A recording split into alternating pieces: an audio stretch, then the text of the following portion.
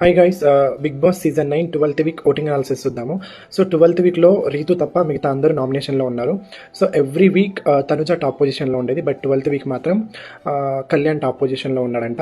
Every week Kalyan తనుజనే mean top పొజిషన్లో ఉంటారు, బట్ తనుజ 20-30% డిఫరెన్స్ తోటి టాప్ పొజిషన్లో ఉండేది, బట్ అది దాటి ఇప్పుడు కళ్యాణ్ టాప్ పొజిషన్లో ఉన్నాడంట. ఇదంతా కళ్యాణ్ ఓటింగ్ బ్యాండ్ పెంచడానికి మాత్రమే. అంత ఈజీగా 20-30% లైక్ టాప్ పొజిషన్లో ఉండరు కదా.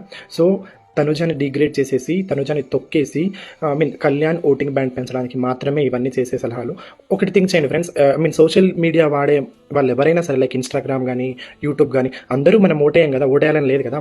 సో అవి ఫైనలైజ్ అంటున్నారు. అఫీషియల్ ఓటింగ్ అసలు ఎవరికి తెలియదు, ఒక్క బిగ్ బాస్ టీమ్కి తప్ప. సో ఇదంతా ఫేక్. తనుజాని తొక్కేయాలని చూస్తాను. ఒక ఆడపిల్లని తొక్కేసి పైకి రావడానికి ఎలా మనసొప్పుతుంది, ఎలా ఎలా అనుకుంటారు అసలు. సో ఆమె ఒక్కసారి గేమ్ విషయానికి వస్తే, తనుజ వర్సెస్ కళ్యాణ్, అసలు తనుజ గేమ్ పరంగా ఇచ్చి పడేస్తుంది. అది ఫ్రెండ్షిప్ కానీ, గేమ్ కానీ, జెన్యూనిటీలో కానీ. అదే కళ్యాణ్ విషయానికి వస్తే అన్ని ఫాల్ గేమ్స్ ఆడతాడు. అసలు ఏ గేమ్ నాకు కళ్యాణ్ నచ్చలేదు. లైక్ ప్రీవియస్ టాస్క్లో చూసుకుంటే, లైక్ కంటెస్టెంట్స్ వచ్చి గేమ్ ఆడిపిస్తారు, ఆ గేమ్లో కూడా అన్ని ఫాల్ గేమ్సే ఆడతాడు. సో ప్లీజ్ గైస్, తనుజకి ఓటేసి గెలిపిద్దాము. అంటే ఇంకొకటి ఏంటంటే, తను ఇంత కష్టపడి బిగ్ బాస్ వచ్చింది, లైక్ సిస్టర్ మ్యారేజ్ని వదిలేసి, తన లైక్ ఆనందాలన్నీ వదిలేసి బిగ్ బాస్ హౌస్లో ఉంది గైస్. సో తనుజని ఓటేయడం మాత్రం మర్చిపోకండి. అండ్ నాకు కళ్యాణ్ అయితే అసలు నచ్చట్లేదు. అండ్ కొందరు రివ్యూవర్స్ కూడా, లైక్ తనుజ రివ్యూవర్స్ కూడా కళ్యాణ్కి సపోర్ట్గా మాట్లాడుతున్నారంట. అది ఎన్నో నాళ్ళు ఉండదు, పోతుందన్నమాట. But please vote for Tanuja, please vote for Tanuja.